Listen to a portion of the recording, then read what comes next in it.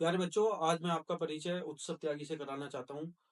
उत्सव का जो फाइनल सिलेक्शन है एसएससी सीएचएसएल 2024 में मिनिस्ट्री ऑफ फाइनेंस में हुआ है। आज हम उत्सव से जानेंगे कि इनकी क्या स्ट्रेटजी रही है और इनका जो फाइनल सिलेक्शन है उसमें सिग्मा क्लासेस का क्या योगदान रहा है। चलिए बात करते हैं उत्सव से। उत्सव, पहले आपको मैं बहुत बहुत बधाई देना चाहता हूँ कि आपने ये मुकाम हासिल किया है। मेरे कुछ सवाल हैं जो ऐसे बच्चों के लिए हैं जो अभी तैयारी करना स्टार्ट कर रहे हैं या काफी दिन से तैयारी कर रहे हैं और उनको सफलता नहीं मिल पा रही है। तो उनके कुछ क्वेश्चंस हैं, कुछ बच्चों ने मुझसे सवाल पूछे हैं। तो मैं आपसे कुछ क्वेश्चंस पूछना चाहता हूँ जिससे उन बच्चों को कुछ काफी सहायता मिलेगी। पहले तो मुझे ये बताएं, आप कहाँ से बिलोंग करते हैं, आपकी स्कूलिंग वगैरह कहाँ से हुई है, कुछ इस विषय में बताएं। सर मैं मेरठ के नामलो गांव से बिलोंग करता हूँ, सरदना के पास से। अच्छा, सरदना जो कस्बा है वहां से। और मेरी स्कूलिंग सर अशोका अकेडमी से हुई है, जो मेरठ में ही है स्कूल। ठीक है, और आपका जो स्कूलिंग हुई है वो सीबीएसई बोर्ड से हुई है या यूपी बोर्ड से? सीबीएसई बोर्ड से हुई है सर मेरी स्कूलिंग। ठीक है, जो आपने मतलब आपका जो 10-12 है वो दोनों सीबीएसई बोर्ड से है, हाँ इंग्लिश मीडियम। जी सर। ठीक है बेटा।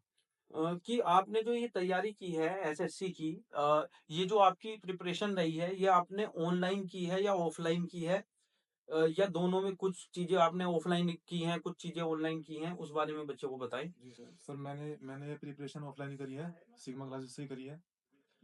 और बाकी मतलब कुछ चैप्टर्स जो ऐड हुए थे बाद में, वो मैंने ऑनलाइन करे थे यूट्यूब से, जब मैं ऐसे चला गया था। इसका मतलब ये है कि मेजर पोर्शन आपने ऑफलाइन तैयार किया है, और जो एक दो चीजें हैं जो जैसे कि कोई एक दो चीजें मेंस में ऐड ऑन हो गई हैं, तो वो फिर बाद में आपने कुछ चीजें ऑनलाइन भी की हैं, लेकिन मेजर जो पोर्शन रहा है वो आपका ऑफलाइन रहा है। जी सिग्मा से ही करा है। ओके बेटा। मुझे एक बार और एक चीज और बताएं, जैसे कि जो बच्चे फ्रेशर होते हैं, जैसे कुछ बच्चे ट्वेल्थ, अभी अब ट्वेल्थ के एग्जाम चल रहे हैं, तो जो बच्चे ट्वेल्थ के बाद आएंगे तैयारी करने के लिए, तो जो बच्चा बिल्कुल फ्रेशर है उसके लिए बेस्ट क्या है, कि पहले उसे तैयारी ऑफलाइन करनी चाहिए या ऑनलाइन करनी चाहिए, या पीवाईक्यू स्टार्टिंग से ही कर देने चाहिए, कि क्या बेस्ट स्ट्रेटजी है ऐसे बच्चे के लिए जो अभी ट्वेल्थ करके आ रहा है और इस कंपटीशन की दुनिया में बिल्कुल नया है? प्रेफरेंस देनी चाहिए ऑफलाइन मोड को या ऑनलाइन मोड को? आपको क्या लगता है कौन सा ज्यादा अच्छा तरीका है बच्चों के लिए? सर मुझे लगता है कि ऑफलाइन बेस्ट है। ऑफलाइन बेस्ट है, क्योंकि उसमें बच्चा टीचर से वन टू वन इंटरेक्ट कर सकता है, अपने डाउट्स वगैरह क्लियर कर सकता है। कि भाई जो बच्चा ट्वेल्थ के बाद आ रहा है उसकी समझ अभी इतनी नहीं होती कि वो सारी चीजें एकदम से ऑनलाइन कर सके।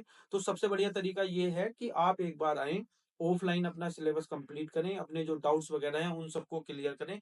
फिर उसके बाद अगर आपका कोई एक आध टॉपिक ऐसा रहा है तो आप ऑनलाइन भी कर सकते हैं, लेकिन जो बच्चा बिल्कुल फ्रेशर आ रहा है उसके लिए ऑफलाइन बेस्ट है, क्योंकि उसके जो डाउट्स हैं, उसकी जो बैठने की क्षमता है क्लास में 4-5 घंटे, फिर उसकी जो प्रैक्टिस है, ये सारी चीजें अच्छी रहती हैं। चलिए अगला सवाल मैं आपसे ये पूछना चाहता हूँ कि जैसे आपने बताया कि आपने तैयारी सिग्मा क्लासेस से की है, तो सिग्मा क्लासेस का क्या रोल रहा है आपकी पूरी इस सक्सेस में, जर्नी में क्या रोल रहा है? माहौल आपको कैसा लगा है, जो नोट्स वगैरह हैं, जो कंटेंट है, वो किस तरह से लगा है आपको, कि जो बच्चे नए अगर सिग्मा क्लासेस से जुड़ना चाहते हैं तो उनके लिए आप कोई मैसेज देना चाहेंगे? यहाँ का जो इन्वायरमेंट है काफ़ी अच्छा है। यहाँ का स्टाफ काफ़ी काफ़ी सपोर्टिव है। और जो क्लासेस हैं, बाकी जो कोचिंग्स हैं, उसमें ऐसा होता है कि टीचर जो है पढ़ाते हैं और निकल जाते हैं। जी। लेकिन यहाँ पे जो बच्चा है, मतलब जो पढ़ रहे हैं यहाँ पे, वो डायरेक्ट अपने डाउट पूछ सकते हैं उनसे ही, जो टीचर्स पढ़ा रहे हैं। यानी क्लास के बाद आपको डाउट पूछने का भी जी पूरा टाइम मिलता है, किसी भी टाइम आप डाउट पूछ सकते हैं।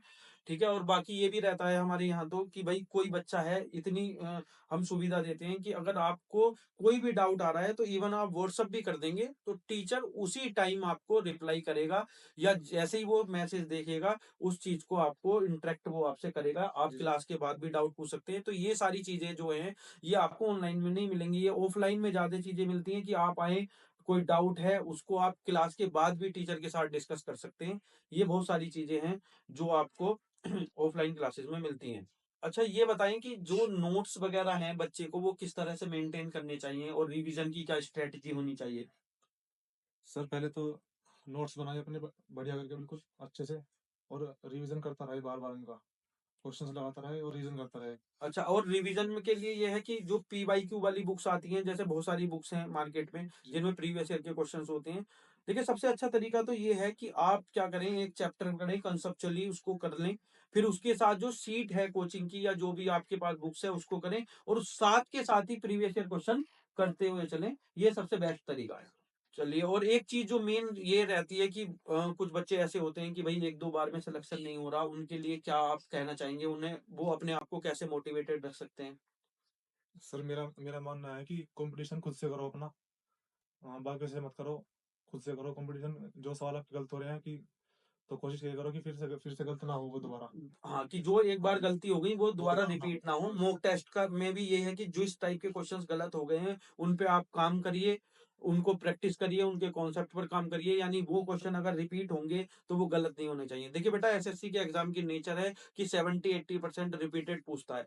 तो सबसे बढ़िया तरीका क्या है कि जो क्वेश्चंस हैं आपको, अगर आपका एक क्वेश्चन कोई गलत हो गया है मॉक टेस्ट में, तो वो अगली बार गलत नहीं होना चाहिए। उसके कॉन्सेप्ट पर काम करिए, प्रीवियस क्वेश्चन को बार बार रिपीट करिए, और कंपटीशन खुद से रखिए, अपने आप को बेहतर बनाने की कोशिश करते रहिए। और सर एक एक मतलब एक कॉपी रखो सेपरेट अपनी मॉक के लिए।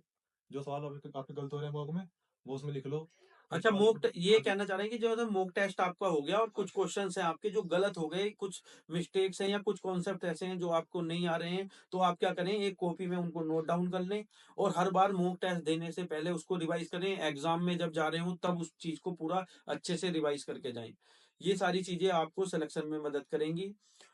अब मैं बच्चों ये आपसे पूछना चाहूंगा कि जैसे आपका ये CHSL 2024 में हुआ है, तो इसमें आपके कितने मार्क्स आए हैं और आपकी क्या रैंक है? 333 मार्क्स है मेरे इसमें। 333 आउट ऑफ 360। जी। बच्चों, इसके 333 333 मार्क्स हैं 360 में से, जो अपने आप में काफी अच्छा स्कोर है। और आपकी जो रैंक है वो कौन सी रैंक आई है आपकी? सर मेरी रैंक 442 रैंक आई ऑल है। इंडिया रैंक 442, 442 रैंक है। लगभग 3,500 बच्चों का इसमें सिलेक्शन हुआ है ऑल इंडिया से, और उसमें उत्सव की 442 रैंक है। एक बार मैं आपको फिर बधाई देता हूँ, आपको और आपके परिवार को, आपके माता पिताओं को बहुत बहुत बधाई देता हूँ। Thank you sir. आप ऐसे ही उन्नति करते रहें, अपने माता पिता का और अपने जो टीचर्स है उनका आप मान सम्मान बढ़ाते रहें। आपको बहुत बहुत शुभकामनाएं।